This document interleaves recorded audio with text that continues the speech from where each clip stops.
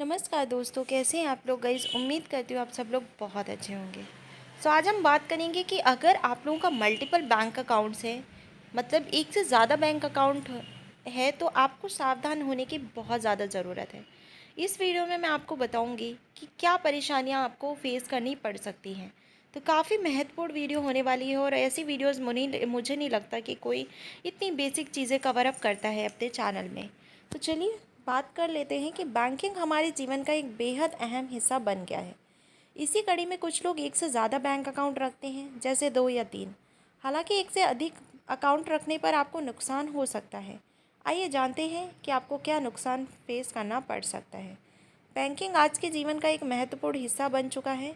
हम रोज़ाना यूपीआई और इंटरनेट बैंकिंग का उपयोग करके सुविधाजनक तरीके से लेन देन करते हैं। इसके लिए बैंक अकाउंट आवश्यक है। कुछ लोग एक से ज़्यादा बैंक अकाउंट रखते हैं, जैसे 2 या 3। हालांकि एक से अधिक अकाउंट रखने पर आपको नुकसान हो सकता है। दरअसल हर अकाउंट को मेंटेन करने के लिए उसमें राशि का एक तय अमाउंट रखना ही होता है। साथ ही लोग अकाउंट को मेंटेन रखने के लिए अपने सभी अकाउंट में पैसा रखना होता है। इसकी चलते एक से ज़्यादा अकाउंट होने पर आपका बड़ा अमाउंट बैंकों में ही फंस जाता है। बैंक अकाउंट में रखी राशि पर सालाना 4 से 5% तक ही रिटर्न मिलता है। हालांकि यदि आप सेविंग अकाउंट के बजाय अन्य निवेश योजनाओं में पैसे डालते हैं, तो आप अधिक रिटर्न कमा सकते हैं। सही निवेश विकल्प चुनकर आप बेहतर वित्तीय लाभ प्राप्त कर सकते हैं और अपनी संपत्ति में वृद्धि कर सकते हैं। ये आपके भविष्य के लिए फ़ायदेमंद साबित होगा। मेंटेनेंस फ़ीस और सर्विस चार्ज भी देना पड़ता है। अगर आपके पास एक से ज़्यादा अकाउंट हैं, तो आपको हर अकाउंट के लिए सालाना मेंटेनेंस फ़ीस और सर्विस चार्ज देने पड़ते हैं। इसके अलावा बैंक आपसे क्रेडिट और डेबिट कार्ड जैसी अन्य बैंकिंग सुविधाओं के लिए भी पैसे चार्ज करता है। ऐसे में यहाँ भी आपको नुकसान उठाना पड़ता है। क्रेडिट स्कोर पर पड़ता है असर। अगर आपके पास एक से ज़्यादा इनएक्टिव अकाउंट है, तो ये आपके क्रेडिट स्कोर को प्रभावित कर सकता है। अकाउंट में न्यूनतम बैलेंस ना मेंटेन करने की वजह से स्कोर गिरता है, जिससे आप बैंक से लोन प्राप्त करने में परेशानी का सामना कर सकते हैं। नियमित रूप से अपने अकाउंट की स्थिति पर ध्यान देना आवश्यक है। टैक्स भरने पर भी आती है दिक्कत। अगर आपके पास एक से ज़्यादा बैंक अकाउंट हैं, तो इससे आपको टैक्स फाइल करते समय भी दिक्कतों का सामना करना पड़ सकता है। दरअसल ज़्यादा अकाउंट होने पर आपको कागजी कार्रवाई में भी ज़्यादा माथापच्ची करनी पड़ती है। साथ ही इनकम टैक्स फाइल करते समय सभी बैंक अकाउंट से जुड़ी जानकारियां रखनी पड़ती है, इसलिए उनके स्टेटमेंट का रिकॉर्ड जुटाना काफ़ी पेचीदा हो जाता है।